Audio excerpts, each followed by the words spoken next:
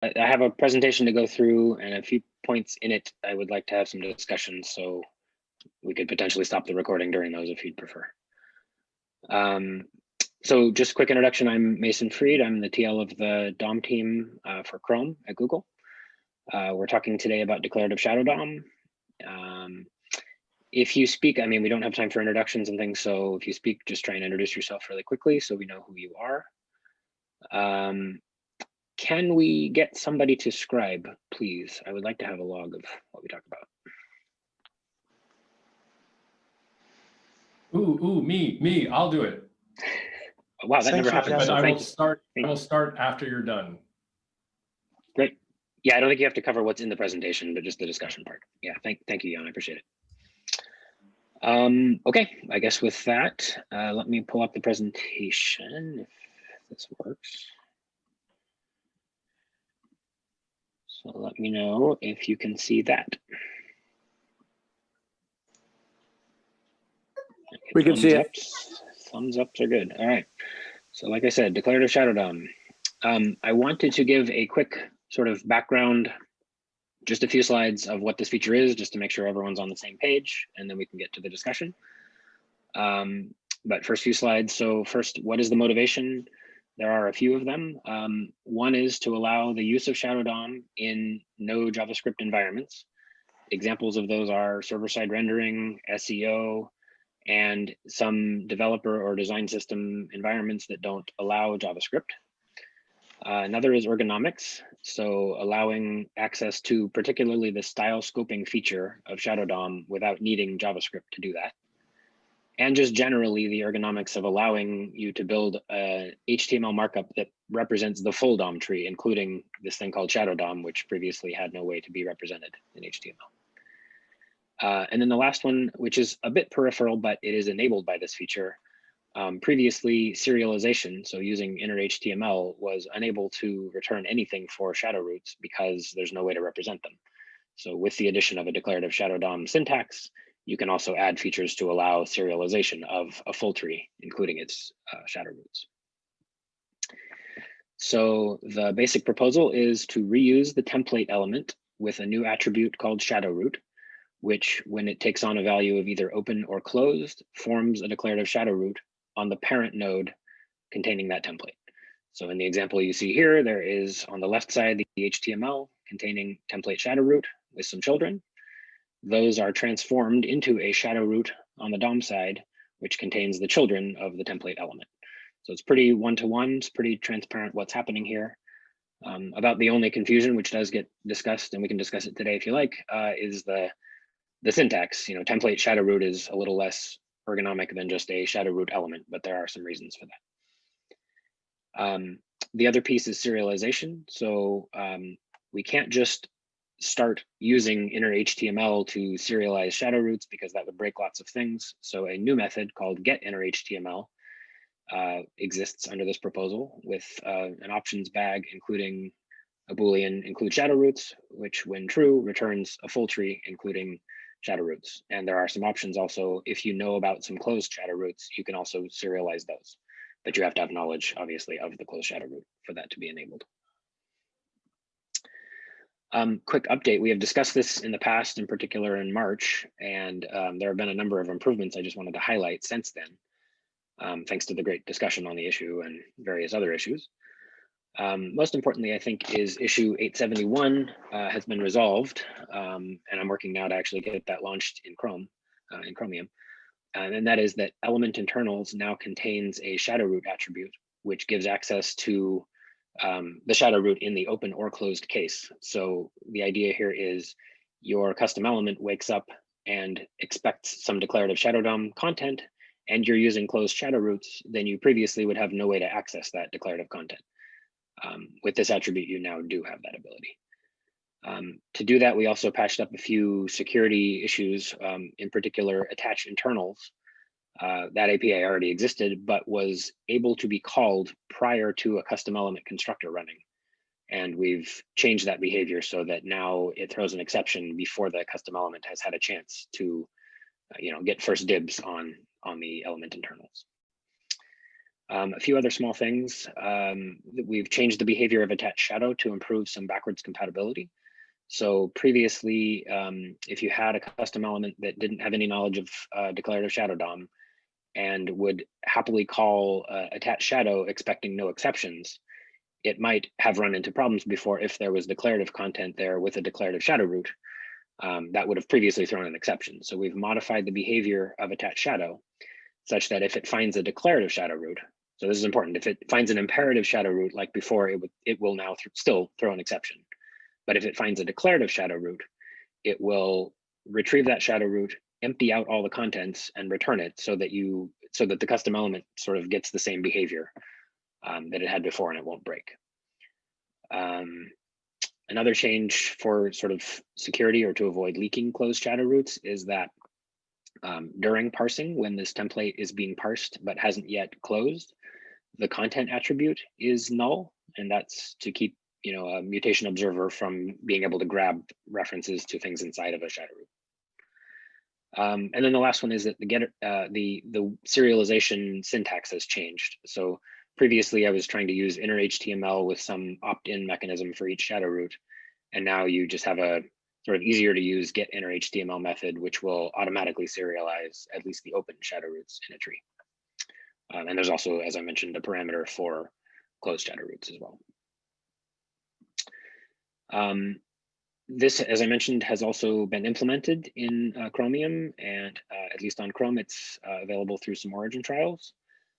So far, the feedback, which is still pretty early, but feedback has been pretty good, straightforward, easy to use.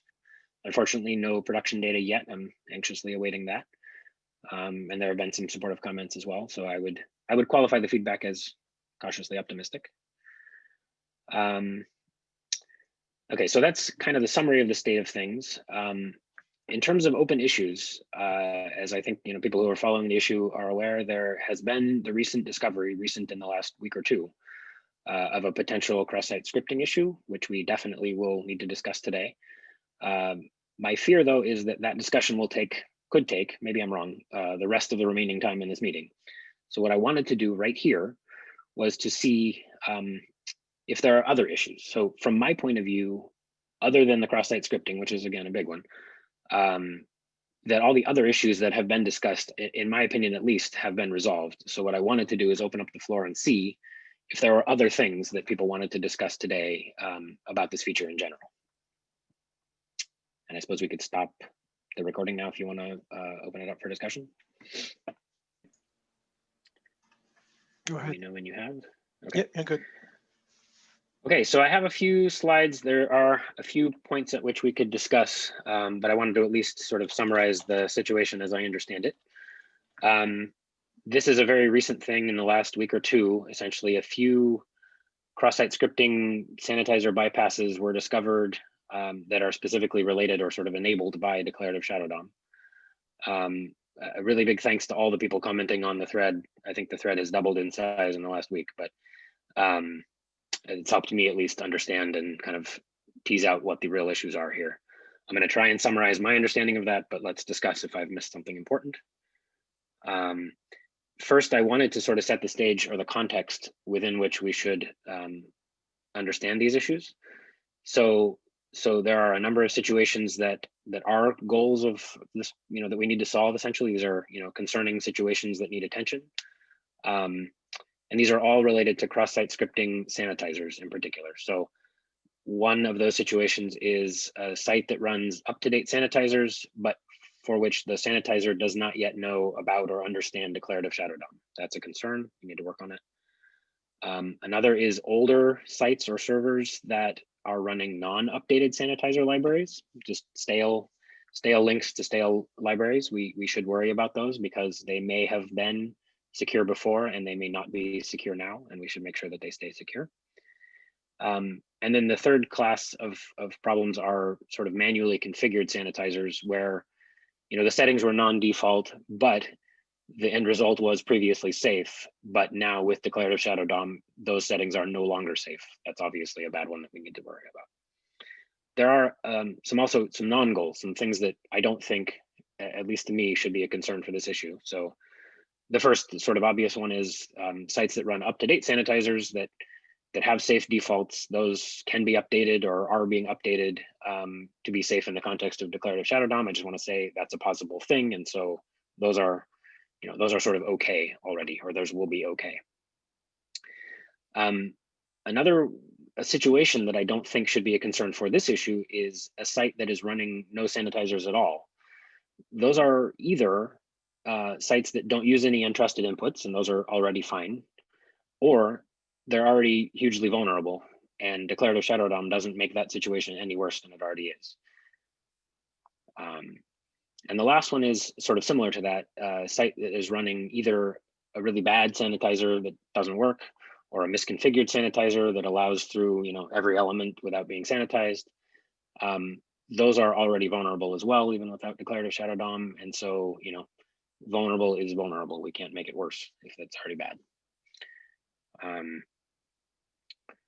Okay, so let me go into, we can talk about all that, by the way. Let me get through, I guess, these 4 slides, and we can sort of pause for another discussion break. But the 2 situations that I know about, or that I've sort of gleaned from the conversation, fall into 2 categories. So category number 1 is a client-side cross-site scripting issue, and it is one where the sanitizer in use uses the browser's own parser. So let me take you through that one.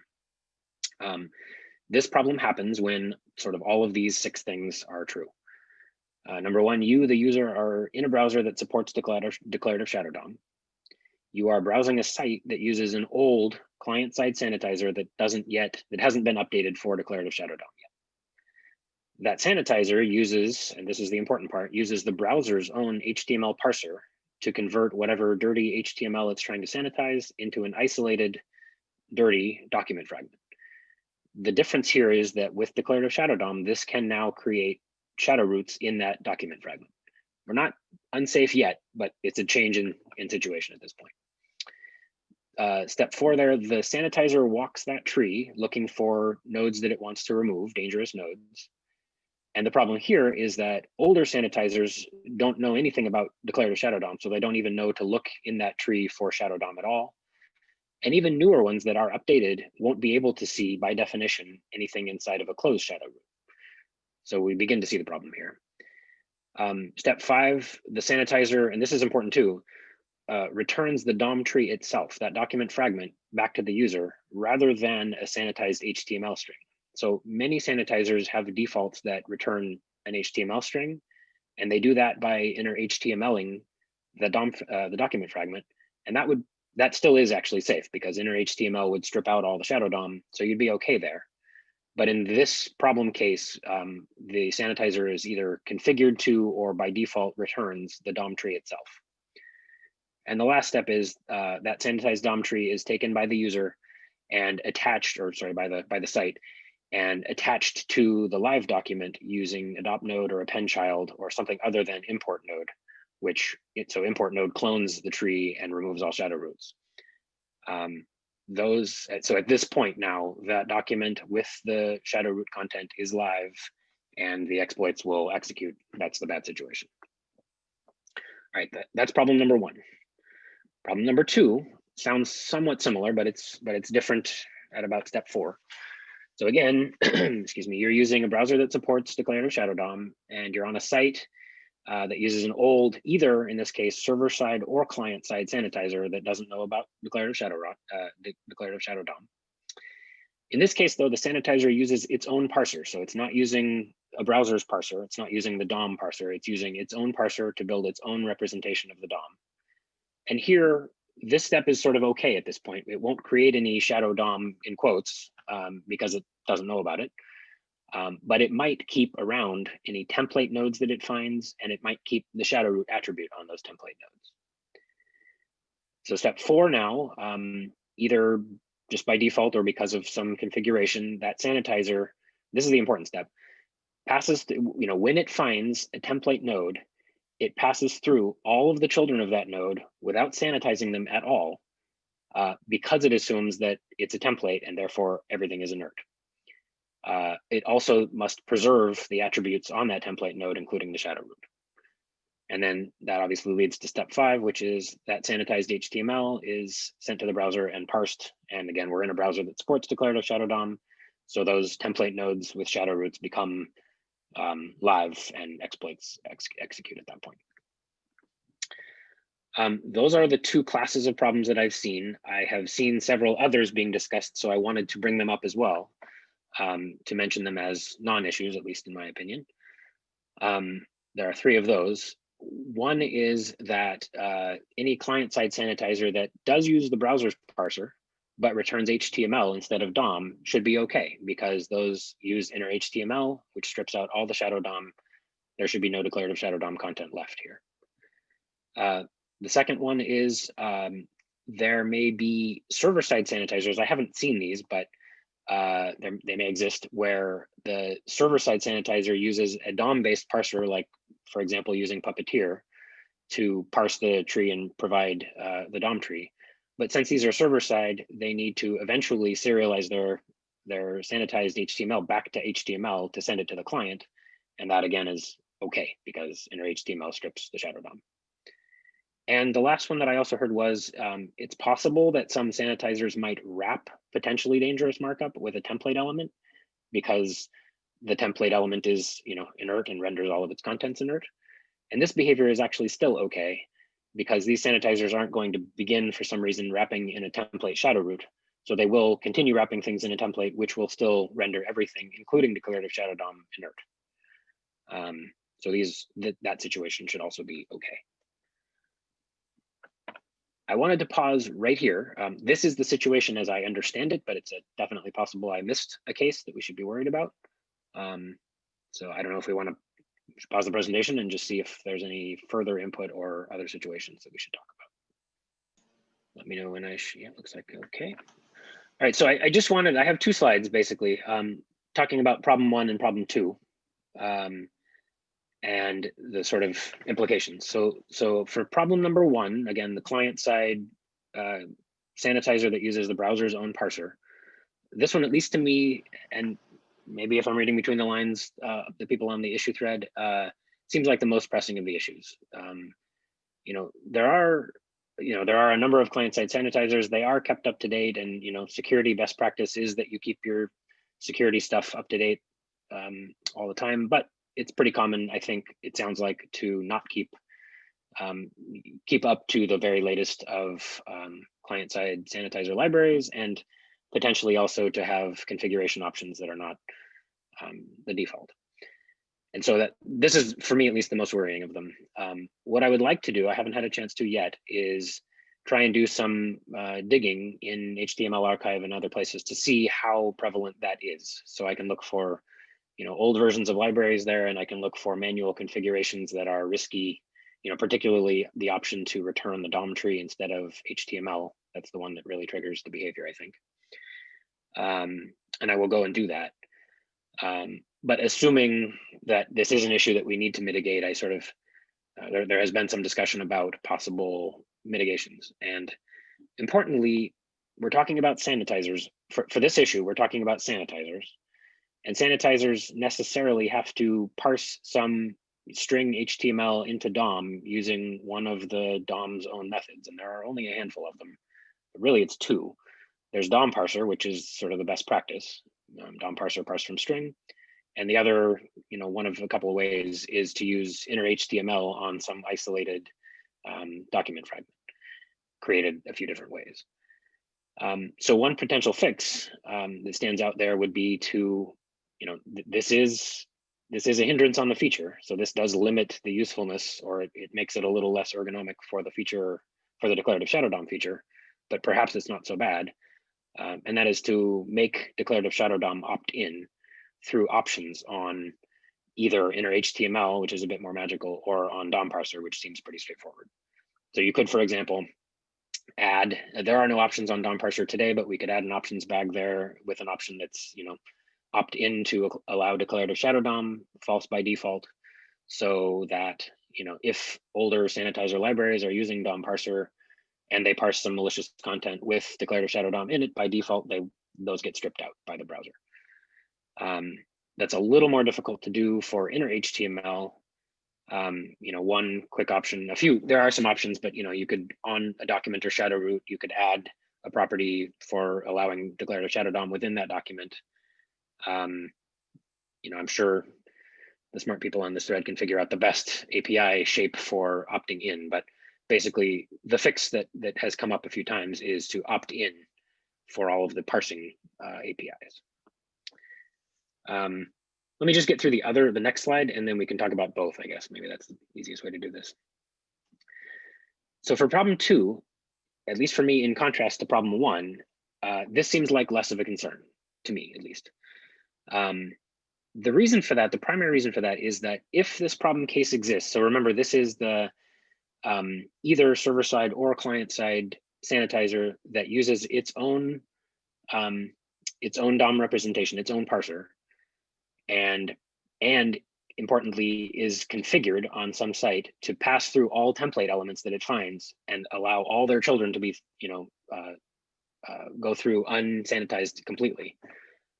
The issue with that is that there are a number of browsers in the wild that don't support the template element, and therefore these sanitizers are currently broken on all of those sites.